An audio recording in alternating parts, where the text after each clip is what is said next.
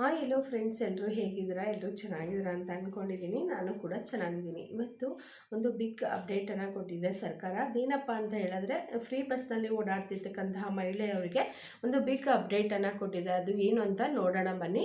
ಹಾಗೆ ಆ ಒಂದು ಬಿಗ್ ಅಪ್ಡೇಟ್ ಏನು, ಹಾಗೆ ಮಹಿಳೆಯರು ಸ್ವಾವಲಂಬಿಗಳಾಗಿ ಹೇಗೆ ಬದುಕ್ತಾ ಇದ್ದಾರೆ, ಹಾಗೆ ಹೊರಗಿನ ಪ್ರಪಂಚನ ನೋಡಲಿಕ್ಕೆ ಸರ್ಕಾರ ಸಾಕಷ್ಟು ಪ್ರಯತ್ನಗಳನ್ನು ತಂದಿದೆ, ಸಾಕಷ್ಟು ಒಂದು ಯೋಜನೆಗಳನ್ನು ರೂಪಿಸಿದೆ ಅಂತಲೇ ಹೇಳ್ಬೋದು. ಆ ಎಲ್ಲ ಯೋಜನೆಗಳಲ್ಲಿ ಫ್ರೀ ಬಸ್ ಸೌಲಭ್ಯ ಕೂಡ ಒಂದು. ಆ ಫ್ರೀ ಬಸ್ ಸೌಲಭ್ಯ ಅಂದರೆ ಬಸ್ಸಲ್ಲಿ ಸಂಚಾರ ಮಾಡೋದು ಫ್ರೀಯಾಗಿ ಶಕ್ತಿ ಯೋಜನೆ ಅಂತ ಏನು ಹೇಳಿ ಮಾಡಿದೆ. ಆ ಶಕ್ತಿ ಯೋಜನೆ ಪಂಚಭೂತ ಯೋಜನೆಗಳಲ್ಲಿ ಶಕ್ತಿ ಯೋಜನೆ ಕೂಡ ಒಂದಾಗಿದೆ.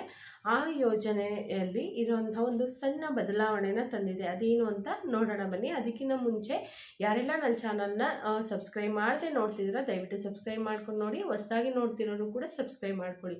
ಹಾಗೆ ಹೆಚ್ಚು ಶೇರ್ ಮಾಡಿ. ಹೆಚ್ಚು ಶೇರ್ ಮಾಡೋದ್ರಿಂದ ಈ ವಿಷಯಗಳು ತುಂಬ ಜನರಿಗೆ ಹೆಲ್ಪ್ ಆಗುತ್ತೆ ಅಂತಾನೆ ಹೇಳ್ಬೋದು. ಹಾಗೆ ಬನ್ನಿ ನೋಡೋಣ ಅದೇನು ಅಂತ. ನಾವು ಸ್ವಾವಲಂಬಿಗಳಾಗಿರಲಿಕ್ಕೆ, ಹೆಣ್ಮಕ್ಳು ಸ್ವಾವಲಂಬಿಗಳಾಗಿರಲಿಕ್ಕೆ, ಹೊರಗಿನ ಪ್ರಪಂಚವನ್ನು ನೋಡಲಿಕ್ಕೆ, ಮನೆ ಮಕ್ಕಳು ಸಂಸಾರ ಅಷ್ಟೇ ಆಗಿರ್ತಕ್ಕಂಥ ಹೆಣ್ಮಕ್ಳಿಗೆ ಹೊರಗಿನ ಪ್ರಪಂಚನೇ ಗೊತ್ತಿರೋದಿಲ್ಲ. ಗಂಡ ಜೊತೆಗೆ ಹೋದರೆ ಮಾತ್ರ ಹೊರಗಿನ ಪ್ರಪಂಚನ ನೋಡೋದು. ವರ್ಷಕ್ಕೊಂದ್ಸಲಿ, 6 ತಿಂಗಳಿಗೊಂದ್ಸಲಿ, ಇಲ್ಲಾಂದರೆ 2 ವರ್ಷಕ್ಕೊಂದ್ಸಲಿ, ಇಲ್ಲ 5 ವರ್ಷಕ್ಕೊಂದ್ಸಲಿ, ಅಥವಾ ಮನೇಲಿ ಏನಾದರೂ ಸಮಾರಂಭಗಳಿದ್ದಾಗ ಮಾತ್ರ ಹೊರಗೆ ಹೋಗೋಂಥ ಹೆಣ್ಮಕ್ಳಿಗೋಸ್ಕರ ಈ ಒಂದು ಯೋಜನೆಯನ್ನು ರೂಪಿಸಿತ್ತು ಸರ್ಕಾರ. ಹಾಗೆ ನಗರ ಪ್ರದೇಶದಲ್ಲಿರುವಂಥ ಹೆಣ್ಮಕ್ಳಿಗೂ ಕೂಡ ಅನುಕೂಲ ಆಗಲಿ.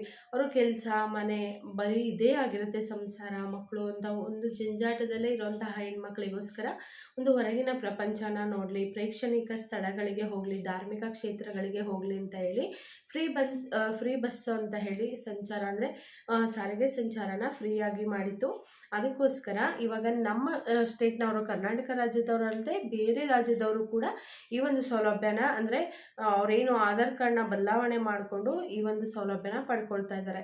ಅವ್ರು ಹೇಗೆ ಪಡ್ಕೊಳ್ತಾ ಇದ್ದಾರೆ ಅಂದರೆ, ಅವರ ಸ್ಥಳ ಬದಲಾವಣೆ ಮತ್ತು ಆಧಾರ್ ಕಾರ್ಡ್ ಬದಲಾವಣೆನ ಮಾಡಿಕೊಂಡು ನಾವು ಕೂಡ ಕರ್ನಾಟಕದವ್ರೆ ಅಂತೇಳಿ ಇದನ್ನು ಮಾಡ್ತಿದ್ರು. ಅದರಿಂದ ಸರ್ಕಾರದ ಬೊಕ್ಕಸಕ್ಕೆ ತುಂಬಾ ಲಾಸ್ ಆಗ್ತಾ ಇದೆ.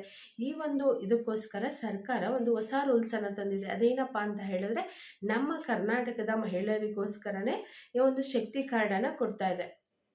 ಈ ಶ್ರಮ ಕಾರ್ಡ್ ಅಂತ ಹೇಳಿ, ಶಕ್ತಿ ಕಾರ್ಡ್ ಅಂತ ಹೇಳಿ ಮಾಡಿಸ್ತಾ ಇದೆ. ಅದನ್ನು ಈಗ ಹಿಂದೆನೇ ಮಾಡಿಸ್ಬೇಕಾಗಿತ್ತು, ಆದರೆ ಅದಕ್ಕೆ ತುಂಬ ಇನ್ವೆಸ್ಟ್ ಆಗ್ತಿರೋದ್ರಿಂದ ಸರ್ಕಾರದ ಬೊಕ್ಕಸಲ್ಲಿ ಸ್ವಲ್ಪ ಅಂದರೆ ಹಣಕಾಸಿನ ಅಡಚಣೆ ಇರೋದ್ರಿಂದ ಅದನ್ನು ಈ ಹಿಂದೆ ಮಾಡಿಸ್ಲಿಕ್ಕೆ ಆಗಿರಲಿಲ್ಲ.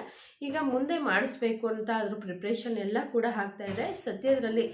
ಸದ್ಯದರಲ್ಲಿ ನೆಕ್ಸ್ಟ್ ಮಂತು, ಇಲ್ಲಾಂದರೆ ಮಾರ್ಚ್ ತಿಂಗಳು ಒಳಗಡೆನೆ ಮಾಡಿಸ್ಬೇಕು ಅಂತ ಹೇಳಿ ಸಾರಿಗೆ ಸಚಿವರಾಗಿರ್ತಕ್ಕಂತಹ ರಾಮಲಿಂಗಾರೆಡ್ಡಿ ಅವರೇ ಇದನ್ನು ಆಶ್ವಾಸನೆಯನ್ನು ಕೊಟ್ಟಿದ್ದಾರೆ. ಅದನ್ನು ಬೇಗನೆ ಮಾಡ್ತೀವಿ ಅಂತ ಹೇಳ್ಬಿಟ್ಟು, ಇದರಿಂದ ತುಂಬಾ ಹೆಲ್ಪ್ ಆಗುತ್ತೆ. ಆ ಶಕ್ತಿ ಕಾರ್ಡನ್ನ ಎಲ್ಲಿ ಹೋಗಿ ಪಡ್ಕೋಬೇಕು ಅಂತ ಹೇಳಿದ್ರೆ, ಅದರ ಸೈಬರ್ ಸೆಂಟ್ರಲ್ ಆಗಿರ್ಬೋದು ಅಥವಾ ಹತ್ತಿರದ ಗ್ರಾಮ ಒಂದು ಕೇಂದ್ರಗಳೇನಿರುತ್ತೆ ಅಲ್ಲಿ ಹೋಗಿ ನಾವು ಪಡ್ಕೋಬೋದು ಅಂತ. ಅವ್ರಿನ್ನೂ ಅಪ್ಡೇಟನ್ನು ಕೊಟ್ಟಿಲ್ಲ. ಖಂಡಿತ ನೆಕ್ಸ್ಟು ಇನ್ನೂ ಒಂದು 15 ಡೇಸ್ 20 ಡೇಸ್ ಒಳಗಡೆ ಅಪ್ಡೇಟನ್ನು ಕೊಡ್ತಾರೆ, ಎಲ್ಲಿ ಹೋಗಿ ತೊಗೋಬೇಕು, ಹೇಗೆ ಮಾಡಬೇಕು. ಈಗ ನಾವು ಹೋಗಿ ಗಂಟೆಗಟ್ಟಲೆ ದಿನದಲ್ಲಿ ಹೇಳಿದ್ದಾರೆ ಅಂತ ಹೇಳ್ಬಿಟ್ಟು ಹೋಗಿ ಲೈನಲ್ಲಿ ನಿಂತ್ಕೊಳ್ಳೋದಲ್ಲ. ಅವರು ಅಪ್ಡೇಟನ್ನು ಕೊಟ್ಟ ನಂತರ ಎಲ್ರಿಗೂ ಗೊತ್ತಾಗುತ್ತೆ. ಈಗ ಏನು ನಾವು Aadhaar card link, PAN card link, ಆಮೇಲೆ ಏನು ಗೃಹಲಕ್ಷ್ಮಿ ಯೋಜನೆ ಇದಕ್ಕೆ ನಾವೇನು ಇದನ್ನು ಮಾಡಿಸ್ಕೊಂಡ್ವಲ್ಲ, ಅದೇ ರೀತಿಯಾಗಿ ಅವರು ಒಂದು ಅಪ್ಡೇಟನ್ನು ಕೊಡ್ತಾರೆ. ಅಪ್ಡೇಟನ್ನು ಕೊಟ್ಟಾಗ ಒಂದು 50 ರೂಪೀಸ್ ಕೊಟ್ಟರೆ ಬೇಗನೆ ಕೆಲಸ ಆಗುತ್ತೆ. ದಿನವಿಡೀ ಹೋಗಿ ಲೈನಲ್ಲಿ ನಿಂತ್ಕೊಂಡು ಕಾಯೋದಕ್ಕಿಂತ ಒಂದು ಹತ್ತಿರದ ಸೈಬರ್ ಸೆಂಟರ್ಗಳಲ್ಲಿ ಕೂಡ ಮಾಡಬೇಕು ಅನ್ನೋ ಒಂದು ಮಾತುಕತೆ ನಡೀತಾ ಇದೆ. ಬಟ್ ಆ ಅಪ್ಡೇಟ್ ಬಂದ ತಕ್ಷಣವೇ ನಾನು ನೆಕ್ಸ್ಟ್ ನಿಮಗೆ ವಿಡಿಯೋ ಮೂಲಕ ತಿಳಿಸ್ತೀನಿ, ಅದನ್ನು ಎಲ್ಲಿ ಹೋಗಿ ಪಡ್ಕೋಬೇಕು, ಹೇಗೆ ಮಾಡಬೇಕು ಅಂತ. ಒಂದು ಬಿಗ್ ಅಪ್ಡೇಟ್ ಇದೆ ಅಂತಲೇ ಹೇಳ್ಬೋದು. ಇದು ಮಾರ್ಚ್ ತಿಂಗಳು ಒಳಗಡೆ ಮಾಡಬೇಕು ಅಂತೇಳಿ ಸಾರಿಗೆ ಸಚಿವರು ಇದನ್ನು ಹೇಳಿದ್ದಾರೆ, ಅಪ್ಡೇಟ್ ಕೊಟ್ಟಿದ್ದಾರೆ. ಹಾಗಾಗಿ ಇದರಿಂದ ಮಾಡೋದ್ರಿಂದ ತುಂಬಾ ಹೆಲ್ಪ್ ಆಗುತ್ತೆ. ಯಾಕೆ ಅಂತ ಹೇಳಿದ್ರೆ, ಈಗೇನು ಬೇರೆ ಸ್ಟೇಟ್ನವರೆಲ್ಲ ಬಂದ್ಬಿಟ್ಟು ನಮ್ಮ ಕರ್ನಾಟಕದಲ್ಲಿ ಬೆಂಗಳೂರಲ್ಲಿ ತುಂಬ ಜನ ಇದ್ದಾರೆ, ನೋಡ್ತಾ ಇರ್ಬೋದು ನೀವೇ. ಅವರೆಲ್ಲನೂ ಕೂಡ ಆಧಾರ್ ಕಾರ್ಡನ್ನು ತೋರಿಸ್ಬಿಟ್ಟು ನಾವು ಆಧಾರ್ ಕಾರ್ಡ್ ಕರ್ನಾಟಕದೇ ಮಾಡಿಸ್ಕೊಳ್ಳೋದು, ನಾವು ಇಲ್ಲೇವ್ರೆ ಅಂತ ಇದು ಮಾಡಿದ್ವಿ. ಇದರಿಂದ ಸರ್ಕಾರಕ್ಕೆ ತುಂಬಾ ಲಾಸ್ ಆಗ್ತಾ ಇದೆ. ಹಾಗಾಗಿ ಈ ಒಂದು ಕರ್ನಾಟಕದ ಎಲ್ಲ ಮಹಿಳೆಯರಿಗೂ ಕೂಡ ಹೆಲ್ಪ್ ಆಗಲಿ ಇದು ಅಂತ ಹೇಳ್ಬಿಟ್ಟು. ಆಮೇಲೆ ಈಗ ಬಸ್ಸಲ್ಲೂ ಅಷ್ಟೇ ನಾವು ಆಧಾರ್ ಕಾರ್ಡ್ನ ತೋರಿಸಿ ಅವರು ಎಲ್ಲ ಐಡೆಂಟಿಫೈ ಮಾಡೋ ಅಷ್ಟರಲ್ಲಿ ಒಂದು ಸ್ಟಾಪ್ ಬಂದಿರುತ್ತೆ, ಅಲ್ಲಿ ಇಳ್ಕೊಂಡ್ಬಿಟ್ಟಿರ್ತಾರೆ ಬೇರೆಯವರು.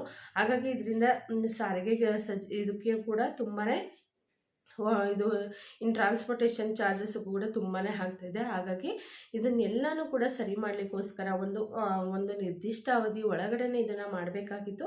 ಆದರೆ ಹೇಳಿದ್ನಲ್ಲ, ಸರ್ಕಾರದ ಬೊಕ್ಕಸದ ಒಂದು ವಿಚಾರವಾಗಿ ಈ ಇದನ್ನು ಮುಂದೂಡಲಾಗಿತ್ತು. ಈಗ ಇದನ್ನು ಜಾರಿಗೆ ತರ್ತಾ ಇದ್ದಾರೆ. ಮಾರ್ಚ್ ತಿಂಗಳು ಒಳಗಡೆನೇ ಇದನ್ನು ಮಾಡಬೇಕು ಅಂಥೇಳಿ ಸರ್ಕಾರ ಇದನ್ನು ಮಾಡಿಕೊಂಡಿದೆ. ಅಂದರೆ ಒಂದು ವ್ಯವಸ್ಥೆನ ಮಾಡಿಕೊಂಡಿದೆ ಅಂತಲೇ ಹೇಳ್ಬೋದು. ಇದನ್ನು ಎಲ್ಲಿ ಹೇಗೆ ಮಾಡ್ತಾರೆ ಅಂದರೆ ಹತ್ತಿರದ ಸೈಬರ್ ಸೆಂಟರ್ಗಳಲ್ಲಿ ಮಾಡ್ತಾರೆ.